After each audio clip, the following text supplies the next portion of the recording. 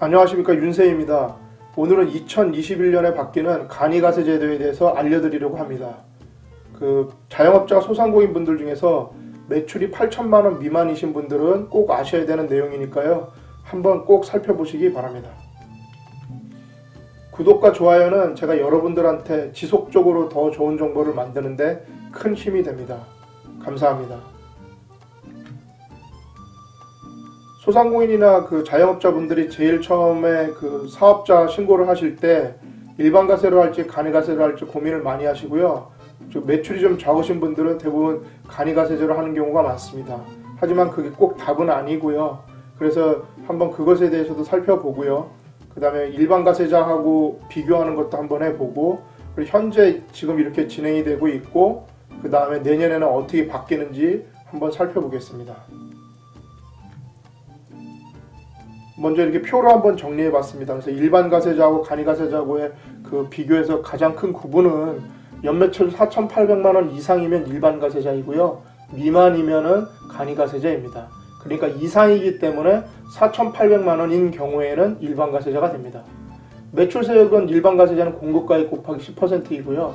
간이가세자는 여기에 업종별 부가가치율을 더 곱하게 됩니다. 그래서 더 좀 적게 내게 되는 거고요. 매입세액 공제 같은 경우는 일반 가세자는 전액을 받을 수 있고요. 간이가세자는 여기에 매입세액의 업종별 또 부가가치율을 곱하게 됩니다. 세금 계산서는 일반 가세자는 의무 발행해야 되고요. 간이가세자는 발행이 불가합니다.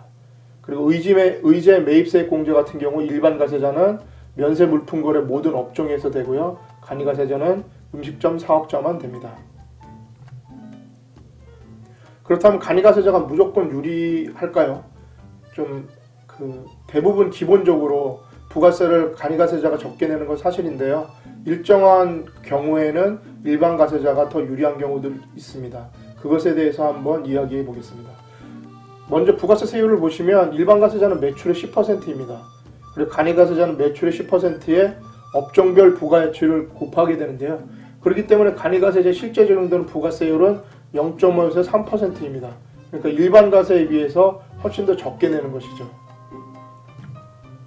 그런데 이제 이 환급이라는 게 있는데요. 환급이라는 거는 당연히 이렇게 되돌려 받을 수 있는지 여부입니다. 그래서 일반 가세자는 환급이 가능하고요. 간이가세자는 환급이 불가능합니다. 그렇다면 환급을 받기 위해서는 어떤 것이냐? 매입세액이 매출세액보다 높아야 합니다. 자, 그렇다면은 예를 한번 들어보면은 내가 매입할 때 사업 초기에 매입하는 금액이 만약에 1,000만 원어치 무언가를 구입을 했다면 거기에서 100만 원이 매입세액이 되고요. 매출은 초창기니까 매출이 거의 없을 거 아니에요. 그럼 매출이 제로입니다. 그럼 매입세액은 100만 원. 그렇게 된다면 100만 원을 환급받을 수 있는 겁니다. 이렇게 사업 초기 시설비 등으로 인해서 고정자산에 대한 매입이 많은 사업자는 매입세액이 매출세액보다 훨씬 큰 경우에는 간이가세자가 일반 가세자보다 훨씬 더 유리하다고 할 수 있습니다. 그러니까 대부분 음식점 같은 경우에도 처음에 시설비가 되게 많이 들어가잖아요. 그래서 가능하시면 간이가세로 하는 것보다 일반 가세로 해서 환급을 받으시는 게 훨씬 더 좋으시겠죠. 자, 그렇다면 이제 2021년 바뀌는 간이가세제에 대해서 알아보겠습니다. 전년도 공급대가 합계액이 4,800만 원 미만이면 간이가세자였는데요. 이게 바뀌게 됩니다. 8천만 원 미만인 개인 사업자가 간이가세자가 됩니다. 그리고 2020년도에 일반 가세자가 만약 공급대가가 8천만 원 미만인 경우에는 2021년 7월 1일부터 간이가세자가 적용이 됩니다. 그러나 부동산 임대업과 과세 유흥장소 사업자는 4,800만 원 미만으로 예전께 그냥 적용이 되는 것이죠. 2021년 간이가세제도 부가세 납부의무 면제 기준이 상향이 됩니다. 그래서 내년 1월 1일 개시기간 과세기간부터 연간 공급대가 합계액이 4,800만 원 미만인 경우에는 부가세 납부 의무가 면제됩니다. 매입세액 공제 적용을 한번 보겠습니다. 2020년 7월 1일 이후 재화 또는 용역을 공급하는 분부터 간이가세자도 세금계산서 발급이 가능해집니다. 그래서 직전 연도 공급대가 합계액이 4,800만 원 미만인 사업자와 신규 사업자는 현행과 동일하게 영수증 발급 대상으로 유지가 됩니다. 그리고 4,800만 원부터 8천만 원 미만인 간이가세자는 세금계산서 발급 의무가 부과됩니다. 다음에는 매입세액공제 적용에 대해서 한번 보겠습니다. 4,800만 원 이상이고 8천만 원 미만의 간이가세자는 세금계산서를 발급받을 수 있으니까 매입세액공제를 적용받을 수 있습니다. 의제매입세액공제 적용 배제에 대해서 한번 보겠습니다.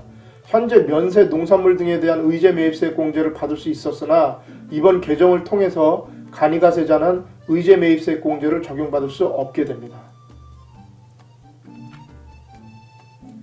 다음에 간이가세자 수치세액공제 산정 방식의 변경에 대해서 알아보겠습니다.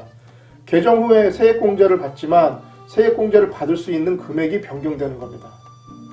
세금계산서 등 수치세액공제에 대해서 현행은 매입세액공제 곱하기 업종별 부가가치율입니다. 하지만 개정안에서는 매입세액, 즉 공급대가 곱하기 0.5%가 됩니다.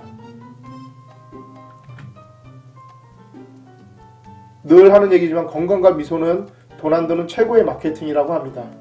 조금이나마 도움이 되셨다면 구독과 좋아요 부탁드리겠습니다. 감사합니다.